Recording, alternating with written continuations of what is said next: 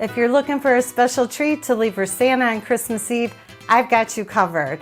My Santa Allspice Cookies contain a whole cup of strong coffee in the batter.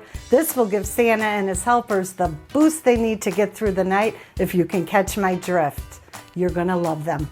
So I've preheated my oven to 375 degrees and I have a cup of unsalted butter in my stand mixer. I'm gonna whip that until it's light and fluffy.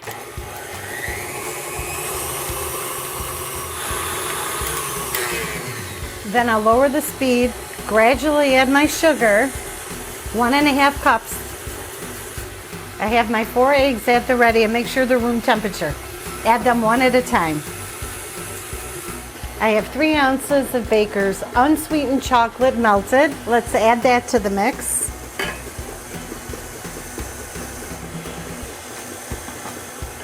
I have a cup of strong coffee, make sure it's room temperature. Let's gradually add that in.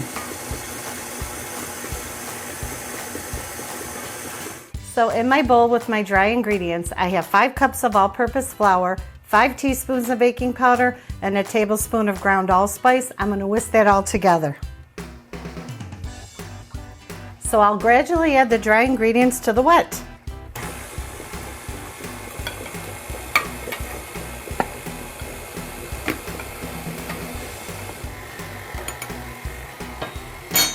Get that all in there, good and mixed. Okay, time to add the nuts and chocolate. This dough is the perfect consistency. You are gonna love the cake-like texture of this cookie. I'm putting my 1 cup of chopped walnuts in the bowl, 1 cup of chocolate chips. Just fold those in. This looks great. Let's start scooping the cookies. So I'm using a 1 teaspoon cookie scoop. This makes it so easy to make the cookies and they become very uniform in size. I find that by refrigerating the dough, it makes it easier to scoop. The dough doesn't stick too much to the cookie scooper. And we're gonna bake these for about 15 minutes. And I make sure that the cookies are completely cooled before I frost them. When I make these cookies, I usually make a ginormous batch of cookies. And I freeze them unfrosted. And when I'm ready to frost them, I take them out of the freezer and let them get to room temperature. There we go, in the oven they go. Okay, making the glaze is such a snap. You only need 2 ingredients. A pound of confectioner sugar, which is about 3.5 cups. And you want enough liquid just to give it a good drizzle consistency.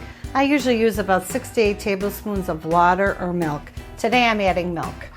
So add it right in. And then with a whisk, just whisk it together until it's nice and smooth. So there's 2 different ways that I can glaze these cookies.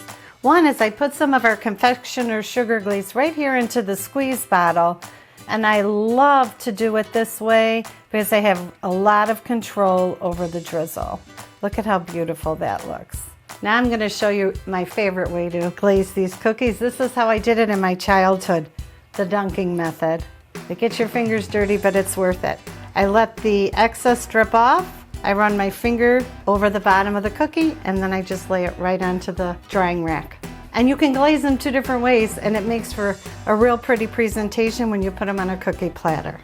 This is one of my favorite Christmas cookies, and I was so lucky to get this recipe from my aunt. And when I bake this recipe, I have to make at least a double or triple batch because everybody loves them, including Santa. Merry Christmas.